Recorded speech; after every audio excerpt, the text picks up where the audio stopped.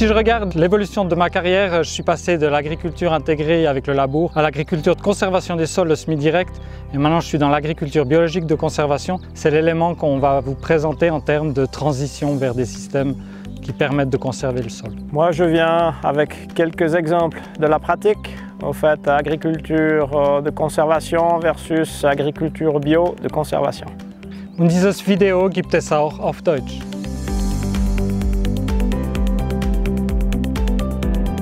La qualité des sols, c'est un des objectifs de l'agriculture au sens large. Il y a deux systèmes qui permettent de viser cet objectif. Il y a l'agriculture de conservation des sols, comme son nom le dit, et il y a aussi l'agriculture biologique. Alors c'est deux systèmes différents avec des approches différentes, mais un objectif qui est commun.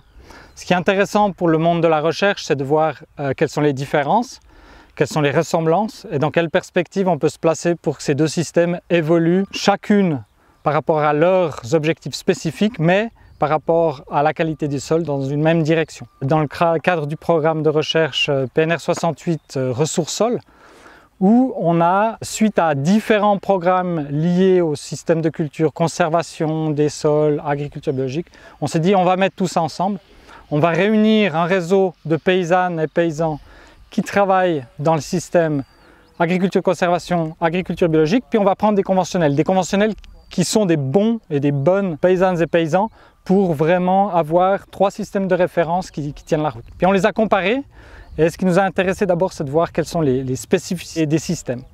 Si on prend l'agriculture de conservation, on sait que la spécificité, c'est effectivement une protection de surface du sol qui est particulièrement intéressante. C'est une utilisation en termes d'herbicides plus élevée qu'en conventionnel, nettement. Au niveau des pratiques, c'est plutôt extensif, c'est plutôt des gens qui sont dans des pratiques extenso, réduction de fongicides, etc. Et une utilisation alors de couverts végétaux assez systématique, une diversité des cultures en rotation qui permettent effectivement d'assurer une bonne couverture du sol et une rotation équilibrée, les bases de l'agriculture de conservation. Le conventionnel, lui, est plus intensif. C'est aussi des gens qui gardent tous les facteurs de production utiles et nécessaires pour une agriculture productive à l'unité de surface. Donc c'est des gens qui utilisent davantage de fongicides, bien sûr, qui labourent, qui utilisent moins d'herbicides, c'est l'autre pendant. Au niveau du trafic d'engins, c'est assez intensif, donc nombreux passages dans les parcelles et une fumure azotée effectivement plus intensive. Puis de l'autre côté, on a l'agriculture biologique, où on retrouve, alors derrière le mot étiquette, on retrouve un certain nombre de principes. 20% de prairies dans la rotation, on l'observe effectivement dans les réseaux qu'on a observés. On relève aussi une fertilisation à base d'amendements organiques qui est importante pour la fumure azotée, mais qui n'est pas strictement différente des autres systèmes, qui utilisent aussi des amendements, et ça c'est un point important. Et puis l'autre point négatif, c'est l'agriculture bio qui utilise les machines pour travailler le sol, préparer le sol, mais aussi bien sûr pour le désherbage, ce qui pose un certain nombre de problèmes par rapport à la conservation du sol. Donc ça, c'est l'état des pratiques. Donc on voit derrière ces étiquettes conventionnelles, no-till et bio, on a effectivement des caractéristiques, des spécifiques qui s'expriment, qui correspondent à des cahiers de charges, qui correspondent à des objectifs de production et qui sont chaque fois bien sûr défendables, mais avec un effet sur le sol. Après 12 ans de semi-direct et d'agriculture de conservation, on a transformé l'exploitation en bio, mais toujours en non-labour. Donc la question finalement c'est, en ayant passé au bio, est-ce qu'on a perdu tous ces effets positifs qu'on avait avant en agriculture de conservation? Mais je ne pense pas. De mon côté, je dis qu'on produit de façon toujours en agriculture de conservation, mais bio simplement, c'est ce qu'on appelle ABC. Donc, ce qui concerne les couverts, engrais verts, etc., l'abandon de la chimie finalement nous a permis de mettre en place des couverts sous forme de sous-semis dans les céréales déjà au printemps, ce qu'on ne pouvait pas faire avant. Par contre, on est des fois perdant en désherbage mécanique, puisqu'il faut lutter contre les adventices dans les cultures. L'idéal, c'est de trouver un équilibre le meilleur possible à ce niveau-là.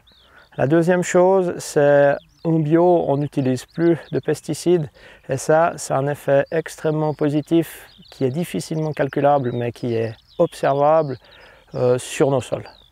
Dans un système, je vais juste prendre un exemple, dans un système de culture de blé où l'année d'après on sèmera un maïs, une façon de procéder intéressante est lors du deuxième passage finalement de désherbage mécanique à la rotoétrie ou à l'étrie de faire un sous-semis. Ça se fait au printemps, ce qui permet au sous-semis gentiment de se développer dans le blé pour qu'à la récolte, quand on fauche le blé, on ait déjà un couvert qui commençait au minimum à pousser. Il pourra alors se développer, puisqu'on a enlevé le blé à la moissonneuse-batteuse et que la lumière a accès au sol, se développer rapidement. En général, en bio, c'est possible que la parcelle ne soit pas vraiment propre, qu'on ait encore un petit peu des présences de certaines mauvaises herbes à certains endroits.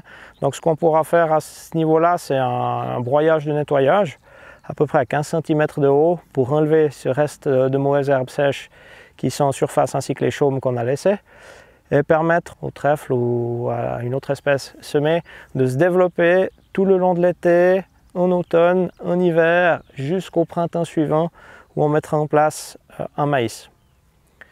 Pour le maïs, donc idéalement, c'est clair que ça serait de labourer, ça serait le plus facile, le mettre dans un système de non-labour.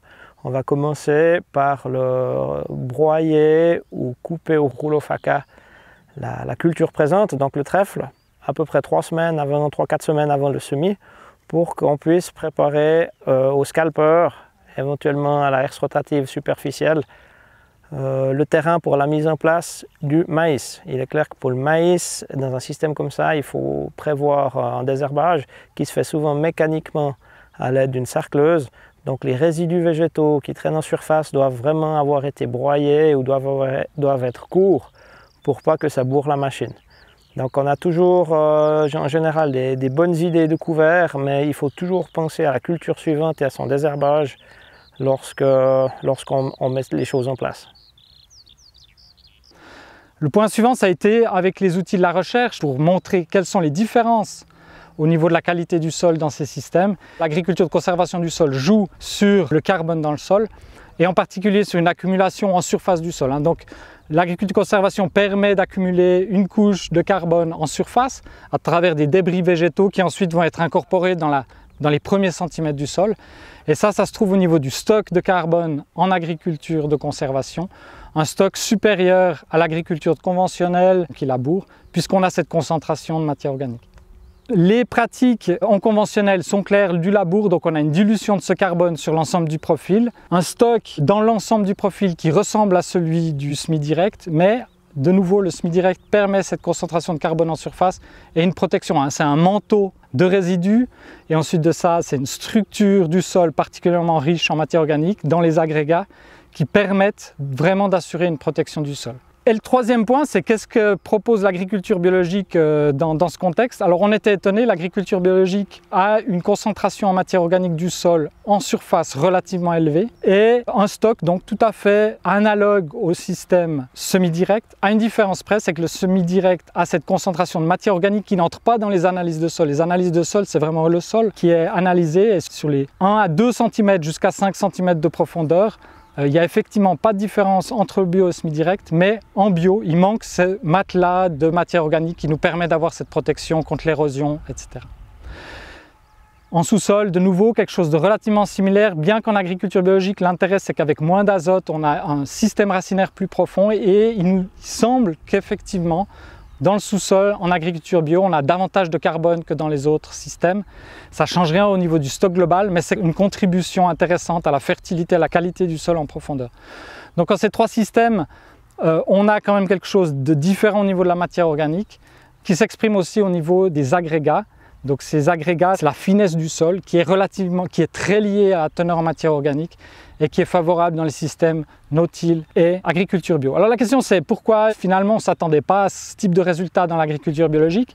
Alors l'intérêt c'est qu'effectivement il y a 20% de prairies dans la rotation bio, ce qui oblige finalement les agriculteurs régulièrement à mettre au repos leurs parcelles avec une accumulation de carbone qui ensuite va se dégrader. Donc d'où une partie de ce carbone bien présent en surface en particulier. Et puis, de toute façon, dans ces deux systèmes, que ce soit en no-till et en bio, on a une énorme variation dans les pratiques, ce qui montre qu'il y a des agriculteurs qui arrivent à vraiment des qualités de sol particulièrement pointues et élevées, et ça c'est intéressant. Donc il y a une diversité qui montre que certains arrivent à des stocks de carbone très élevés, avec des approches différentes, que ce soit le semi-direct, les couverts végétaux, une protection, une non-perturbation du sol, puis avec l'autre, des amendements organiques, des prairies dans la rotation, un enracinement particulièrement favorable, parce qu'une faible fumure azotée. Alors autrement, un souci finalement qu'on peut avoir sur une exploitation comme la nôtre qui sort du semi-direct, c'est la pression des adventices graminées, notamment le régras. Le régras qui se développe vraiment fortement. C'est important de mettre en place une stratégie finalement de lutte contre le régras qui n'est pas que mécanique mais aussi dans la rotation. La première stratégie qui est extrêmement importante, donc on parlait de la rotation, c'est une alternance entre les cultures de printemps et les cultures d'automne pour éviter que le régras puisse systématiquement se multiplier ou prendre de la force en se développant. En non-labour, il est possible de travailler avec des machines scalpeuses, que ce soit actionnées par prise de force ou simplement machines à pas de doigts qui sont traînées. L'idée étant de couper le chevelu racinaire du régras à 3 cm de profondeur pour le sortir pour qu'il sèche. Ces 3 cm sont vraiment importants. Avec une machine conventionnelle, on n'arrive pas à être aussi superficiel. On a toujours un problème de régras qui repart ou qui végète parce qu'il a assez d'humidité dans la motte dans laquelle il est.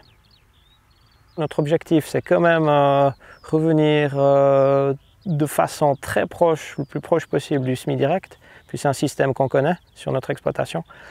C'est aussi pour lequel on a monté un petit groupe de recherche, le GIREB, puisqu'on estime que les solutions arrivent notamment dans le screening de différentes espèces de couverts. Il faut qu'on ait des couverts qui se développent bien mais qui restent en bas, ou dans le développement finalement de machines. La mécanisation a un peu de la peine à suivre le mouvement du non-labour en bio et on participe finalement à son développement avec des prototypes.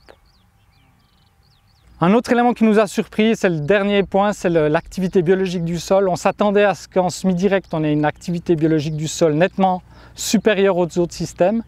Il n'y a pas de différence au niveau de la biomasse microbienne, au niveau de la respiration microbienne, mais quand on analyse les communautés microbiennes, là il y a des différences entre les systèmes. Ce qui nous a beaucoup surpris, c'est qu'en agriculture bio, il y a une différence alors assez nette, même très nette par rapport au semi-direct et par rapport au conventionnel. On a des communautés microbiennes beaucoup plus complexes, beaucoup plus interconnectées entre elles, et ça nous a surpris. Donc ça veut dire qu'autour de dans la rhizosphère, parce que c'est là que ça a été observé, au niveau des communautés alors fongiques, on a effectivement une différence qui s'explique principalement en bio par l'absence de phosphore en fait dans les engrais.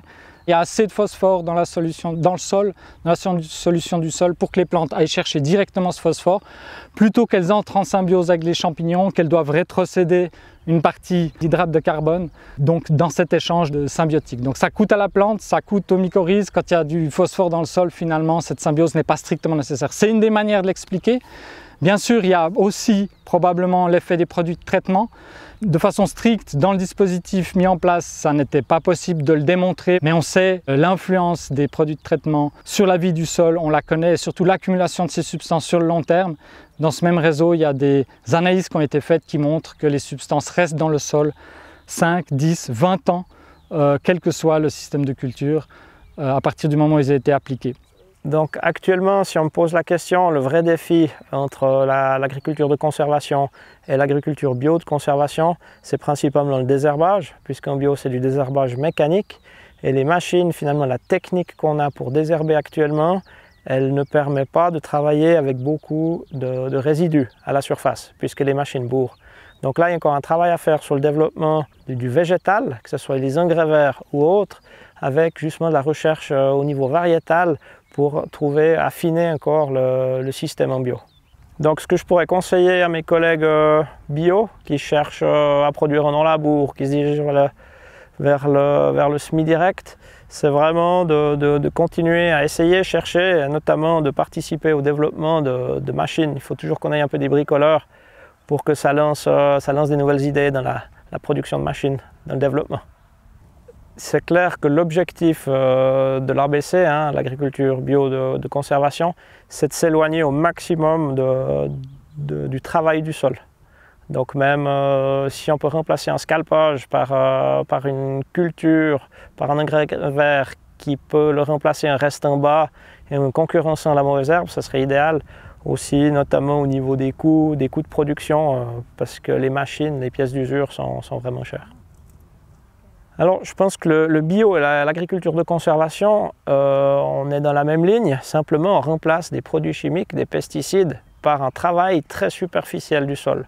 Donc je ne pense pas qu'on est plus mauvais, surtout qu'on ne connaît absolument pas l'impact de ces produits dans le sol. Parce que l'objectif finalement c'est que chaque système puisse progresser au sein de ces pratiques.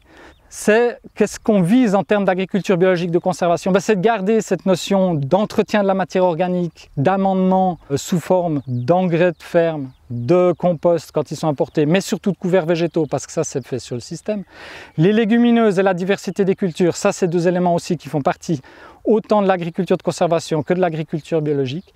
Là où je dirais que l'agriculture de conservation peut s'améliorer, c'est réduire certains intrants qui sont défavorables à la vie du sol, comme les engrais à base de phosphore, comme un certain nombre de produits de traitement, pas tous. Et puis en bio, c'est de systématiser la réduction du travail du sol, d'essayer d'apporter cette couverture de surface qui manque bien souvent en agriculture bio à cause du travail du sol, et d'arriver finalement dans l'agriculture bio à arrêter cette Unkrautkur pendant l'interculture, dans cette période où on désherbe intensivement après une culture pour enlever un maximum de mauvaises herbes, et à la place, je dirais plutôt, d'implanter rapidement un couvert végétal pour amener en fait cette couverture plus ou moins permanente telle qu'elle est apportée en agriculture de conservation. Donc voilà, entre l'agriculture de conservation, il manquait un B au milieu, c'est l'agriculture biologique de conservation.